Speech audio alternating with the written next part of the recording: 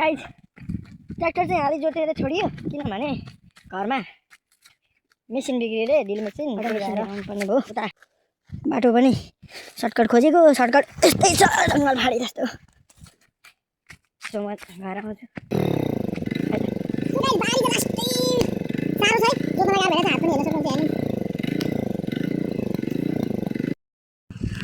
So hello guys, welcome back to my vlog. आयो हजुर सन्चै हुनुहुन्छ होला म पनि सन्चै छु।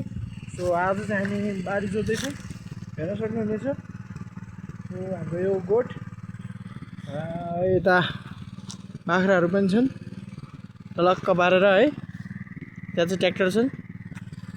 सो जोत्दैछौँ तपाईँहरू हेर्नु होला। सो म यहाँ मिलाएर है टक्क राख्छु तपाईँहरू हेर्नु है त।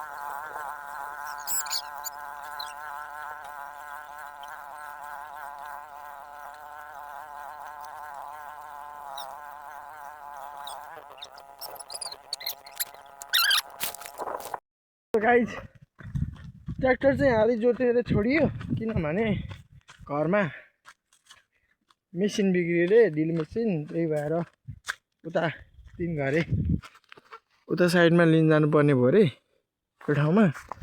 सो म जाँदैछु।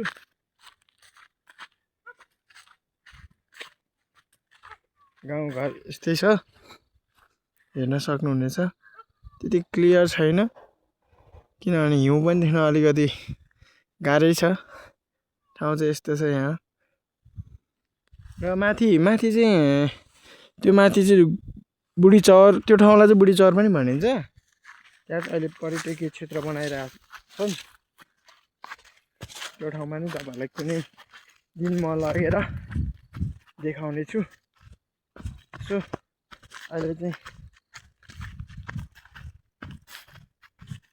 अब तिन घरे गएर त्यताबाट मेसिन लिएर आउनुपर्ने भयो। बाटो पनि सर्टकट खोजेको सर्टकट यस्तै छ जङ्गल फाडी जस्तो। सो म घर आउँछु है त। सो गाइज फर्किसकेँ है, तर तपाईँहरूलाई मैले त्यो सामान चाहिँ देखाउन पाइनँ किनभने बाइक चलाएर आएको थिएँ म एक्लैले, देखाउनु पनि कसरी। सो अब चाहिँ फेरि गोठमै फर्किसकेको छु म। अब गोठमा फर्केर अलि एकछिन कति अब 30-45 मिनट जति ट्र्याक्टर जोतेर अनि घरमा फर्किन्छु, किनभने आज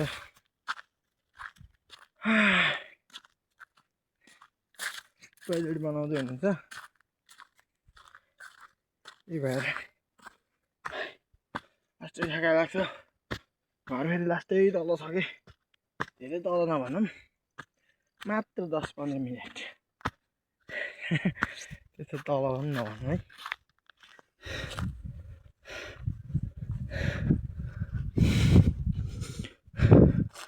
हाम्रो फुपू पानी खाँदै हुनुहुन्छ, उहाँको अनुहार हेर्नुपर्छ, सेतो पाउडरले चिरिक्क बनाउनु भएको।